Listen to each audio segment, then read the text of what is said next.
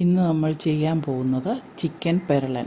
അതിന് വേണ്ട മസാലകൾ: 1.5 ടേബിൾ സ്പൂൺ മല്ലിപ്പൊടി, 2 ടേബിൾ സ്പൂൺ മുളക് പൊടി, 1/2 ടീസ്പൂൺ മഞ്ഞൾപ്പൊടി, 1 ടീസ്പൂൺ ഗരം മസാല, 1 ടീസ്പൂൺ കുരുമുളക് പൊടി.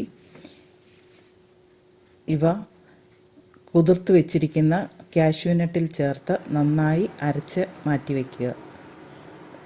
പാൻ സ്റ്റൗവിൽ വെച്ച് 2 ടേബിൾ സ്പൂൺ വെളിച്ചെണ്ണ ഒഴിച്ച് ഏലക്ക 3 എണ്ണം, കറുവ 2 പീസ്, ഗ്രാമ്പൂ 4 എണ്ണം ഇവയിട്ട് 4 സവോള നീളത്തിൽ അരിഞ്ഞതും, വെളുത്തുള്ളി 8 എണ്ണം നീളത്തിൽ അരിഞ്ഞതും, ഇഞ്ചി 2 കഷ്ണം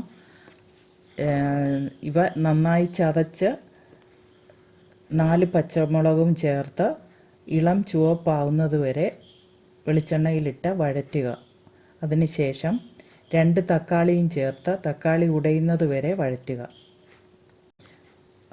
അരച്ചു വെച്ചിരിക്കുന്ന കൂട്ട് ഈ വഴറ്റിയതിനകത്ത് ചേർത്ത് കുറച്ച് നേരം കൂടി വഴറ്റിയതിന് ശേഷം 1 കിലോ ചിക്കൻ, 1 ടീസ്പൂൺ മുളക് പൊടി, 1 ടീസ്പൂൺ കുരുമുളക് പൊടി, 1/2 ടീസ്പൂൺ മഞ്ഞൾപ്പൊടി, 1 പകുതി നാരങ്ങാ നീര് ഇവ ചേർത്ത് 1 മണിക്കൂർ ചിക്കൻ ഇതിൻ്റെ കൂടെ ചേർത്ത് നന്നായി ഇളക്കി ആവശ്യത്തിന് ഉപ്പും ചേർത്ത് മീഡിയം തീയിൽ വേവിച്ച് പെരളനായി എടുക്കുക.